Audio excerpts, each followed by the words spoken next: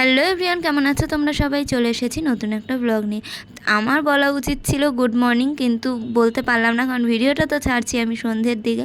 আর এই যে দেখো, আমি উঠে পড়েছি ঘুম থেকে সকাল সকাল। অন্যদিন কিন্তু উঠি না। আজকে জামাই ষষ্ঠী বলে কথা, জামাই ছাড়াই আজ হবে আমাদের স্পেশাল, মানে দুঃখজনক স্পেশাল যাই বলো না কেন, জামাই ষষ্ঠী।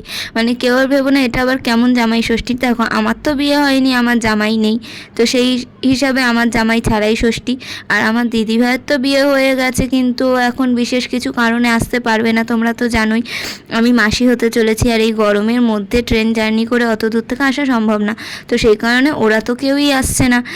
তো জামাই আসবে না বলে কি জামাই ষষ্ঠী হবে না? জামাই আসলে তো দেখো, জামাই তো খাবেই, তাছাড়া বাড়ির যত বাচ্চা কাচ্চা বড় সবাই তো খাবে, মানে বাড়ির যত লোক আছে সবাই খায়। তাই জন্যই ভাবলাম জামাই ছাড়াই হবে জামাই ষষ্ঠী।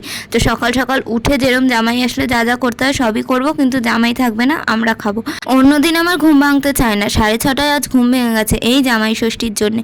আর জামাই ষষ্ঠী বা কোনো অকেশনে বাড়িতে লোকজন আসলে আমি চেষ্টা করি মায়ের হাতে হাতে রান্না বান্না করে দাও। অন্যদিন যদি নাও বা করি, আজকের দিন বা এরকম কোনো অকেশন থাকলে আমি রান্নাবান্না করতে ভালোবাসি, যে লোকজন আমার রান্না খেয়ে যদি একটু প্রশংসা করে, আহা কি মনে আনন্দই না লাগে।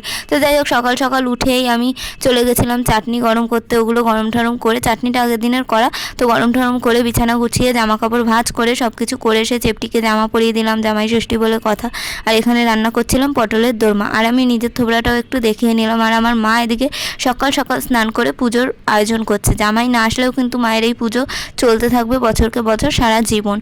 মানে এখানে যে ঘরটা দেখছো ওটাই হচ্ছে মা ষষ্ঠী। মা ষষ্ঠীর অনেক গল্প আছে, অনেকের বাড়িতে অনেক রকম নিয়মে হয়, কিন্তু হঠাৎ দেখলে মনে হবে যে মা হচ্ছে ওই কাঁঠাল আর তরমুজটাকেই পুজো দিয়েছে, কিন্তু না, আমাদের বাড়িতে মা ষষ্ঠীর কোনো মূর্তি বা বানানোও হয় না, কিনে আনাও হয় না, তো ওইভাবেই পুজো। আর মা এখানে দেখাচ্ছে, দেখা এই পাখার মধ্যে কি কি রাখা, মানে এর মধ্যে দুটো তাবিজ মতো রয়েছে, বিপত্তারিণী তাগা টাইপের, ওইগুলো দিয়ে আর কি হাতে বেঁধে দেয় মেয়ে জামাইয়ে, তারপরে ঝাড়ায়, তারপরে ফল টল খেতে হয়, দই চিড়ে খেতে হয়, অনেক নিয়ম আছে। কিন্তু ওরা তো এবার আসতে পারলো না। আমার বাবার বাড়ি থেকেও কিন্তু এইবার প্রথম নিমন্ত্রণ করেছিল, কিন্তু সেখানেও যেতে পারলো না।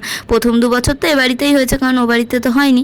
আর এই যে দেখো, আমি রান্না করছি চিকেন কষা, আর এই পাশে হচ্ছে পনির। পনিরটাও কিন্তু আমাদের ঘরে বানানো, পুরো পিওর গরুর দুধ দিয়ে।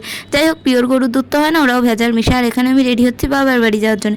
এবার তোমরা ভাববে এত কিছু রান্নার আয়োজন করে চলে যাচ্ছি বাবার বাড়ি, আরে কি আর করা যাবে, বড় জেঠির ঘরেও হচ্ছে জামাই ষষ্ঠী, কারণ আমার আরও 2টো জামাইবাবু আছে, মানে জেঠিমার 2জন জামাই আছে, তারই বড় জেঠি হয়, তার জামাই পাকুর বাবা আর পটকার বাবা, তো তারা আসবে, পিসিরা আসবে, আরও অনেক লোকজন আসছে। তো সবাই এক জায়গায় খাওয়া দাওয়া হবে। আর আমাদের তো জয়েন্ট ফ্যামিলি, বাড়িতে সবাই একসাথেই থাকে, রান্নাটা সবার আলাদা হয়, কোনো অকেশন হলে সবাই একসাথে মিলিত হয়।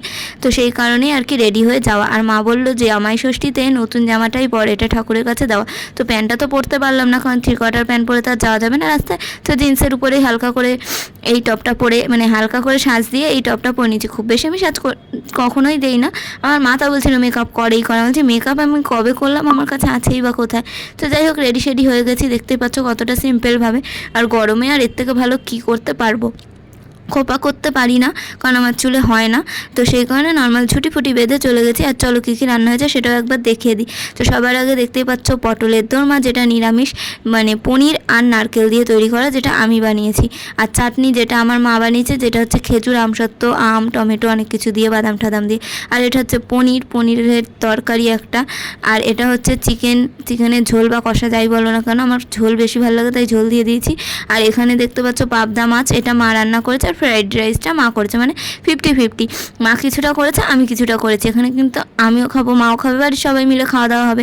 জামাই আসবে না বলে খাবো না, সবাই তো কত আনন্দ করছে জামাই ষষ্ঠী। তার আগে ছোটোবেলায় আমরা যখন মামার বাড়িতে যেতাম কতই না মজা করতাম, কত আনন্দ হতো, মাসিরা আসতো, মামিরা থাকতো, খুব আনন্দ হতো। আমার বড় মা ছিল, একটা আলাদাই নিয়ম কানুন করে পুজো হতো মাটি দিয়ে, সেই মা ষষ্ঠী বানিয়ে, বাচ্চা কাচ্চা বানিয়ে। যাই হোক, কথা বলতে বলতে দেখো চলে এলাম বাবার বাড়িতে। সময় কিন্তু অনেকটাই লেগেছে, ভিডিওতে দেখে বোঝা না গেল। তো বৌমাদের ঘরে ঢুকেছিলাম ঠান্ডা জল খাবো, মেজি বললো নেই লস্যি খা, আমি আর পাকু একটু লস্যি খেয়ে নিলাম। তারপর দেখলাম বৌমার জামাইয়ের জন্য রান্না করছে। বৌমার জামাইয়ের এটা প্রথম জামাই ষষ্ঠী। বৌমার জামাই বলতে রিঙ্কুদির বর, আমার একটা দিদি হয়, মেজদি। আর তো যাই হোক, আমি তো এসেছি এখানে পাকুদের ঘরে মেন নিমন্ত্রণ খেতে। আমাদের বাড়িতে হচ্ছে সবাই একসঙ্গেই থাকি, কিন্তু সবার রান্না আলাদা হয়। এখানে যেমন বৌমা রান্না করছে, সেরকম বড় জেঠির ঘরেও আয়োজন হচ্ছে, অনেক লোকজন এসেছে ওদের ঘরে। তো এবার বেশ বড় সড়ো করে হচ্ছে। আর বাইরে উঠানে দাঁড়িয়ে, মানে উঠান বলতে কি অল্প জায়গা, সেখানে দাঁড়িয়ে বাড়ির সবাই দেখি কথা বলছে, পিসিরা, তারপর জেঠু সবাই মিলে আর কি গল্প গুজব করছে।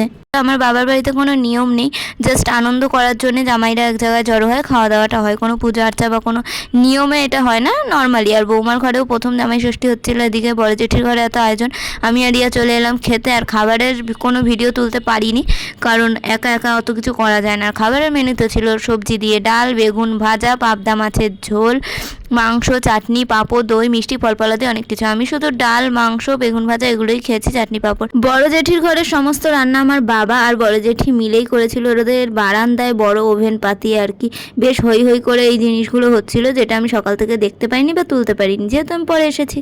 এবার তোমরা হয়তো ভাবছো জামাই ষষ্ঠী বলে মায়ের বাড়ি এত রান্না বান্না করে বাবার বাড়ি এসে খাওয়া দাওয়া করলো কেন? আমাকে তো দুদিকে সামাল দিতে হবে, বাবা মা দুজনেই আমার, তো দুদিকের আত্মীয় স্বজন, দুদিকের সব কিছুই আমাকে সামাল দিতেই হবে। তো যাই হোক, এখানেও বেশ সুন্দর একটা সময় কাটিয়ে এবার চলে এলাম বাড়িতে, একদম ঘেমে নিয়ে বাজে অবস্থা, তাই আর কিছুই দেখালাম না।